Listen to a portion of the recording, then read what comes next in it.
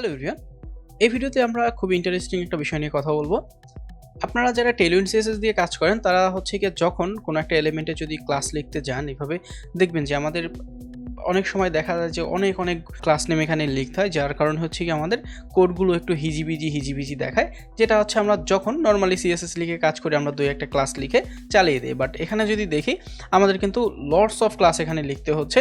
তো এই জিনিসটা নিয়ে আপনি যখন কাজ করবেন দেখবেন যে আপনার এক্সট্রা কিন্তু এই জিনিসগুলো অনেকটা জায়গা দখল করতেছে, আমাদের হিজিবিজি কেমন যেন লাগতেছে, যেটা হচ্ছে গিয়ে কাজ করতে অনেক সময় বিরক্তিকর মনে হতে পারে। তো এই জিনিসটা থেকে যদি আপনি বাঁচতে চান সেক্ষেত্রে আপনি ছোট্ট একটা এক্সটেনশন অ্যাড করে ফেলতে পারেন, যেটা আপনাকে একটা এক্সট্রা বেনিফিট দিবে। আমি যদি এখানে টেইলউইন্ড লিখে সার্চ করি দেখবে যে টেইলউইন্ড ফোল্ড নামে একটা এক্সটেনশন আছে, সে বেসিক্যালি আপনার এই যে কোডগুলো আছে সেগুলোকে ফোল্ড করে দিবে।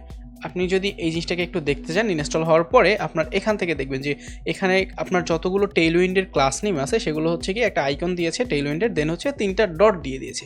এখন যদি আপনি এখানে ক্লিক করেন তাহলে ওইখানে যেসব ক্লাস আছে সেগুলো দেখা যাবে। আপনি যেটাতে কাজ করবেন শুধুমাত্র সেটাতে দেখা যাবে, বাদ বাকি বেসিক্যালি কিন্তু আমাদের কন্টেন্টগুলো এবং এলিমেন্টগুলো দেখা যাচ্ছে। ক্লাস নেমগুলো হাইড হয়ে যাওয়া, এটা নিট অ্যান্ড ক্লিন মনে হচ্ছে। যখন আপনার প্রয়োজন সেখানে জাস্ট ক্লিক করবেন তাহলেই হয়ে যাচ্ছে। তবে ধরেন আপনার অনেক সময় হতে পারে যে কিছু স্পেসিফিক প্রজেক্টের ক্ষেত্রে আপনার এগুলোকে আসলে এক্সপ্যান্ড করেই রাখতে হবে, তো তখন আবার কি করবেন, আনইনস্টল করবেন। এটা করার আসলে কিছুই দরকার নেই। আপনি জাস্ট হচ্ছে এখানে F1 প্রেস করে আপনার কমান্ড প্যালেটে সার্চ করবেন টেইলউইন্ড লিখে।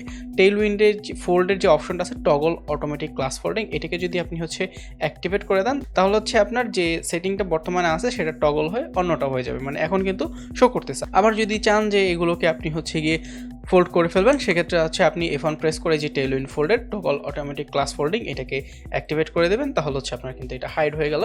তো এইভাবে চাইলে কিন্তু আপনি আপনার প্রজেক্টটাকে আরও একটু অর্গানাইজ করে ফেলতে পারেন। আশা করি ভিডিওটি আপনাদের উপকার এসেছে। দেখা হচ্ছে অন্য কোনো ভিডিওতে। Till then, tata.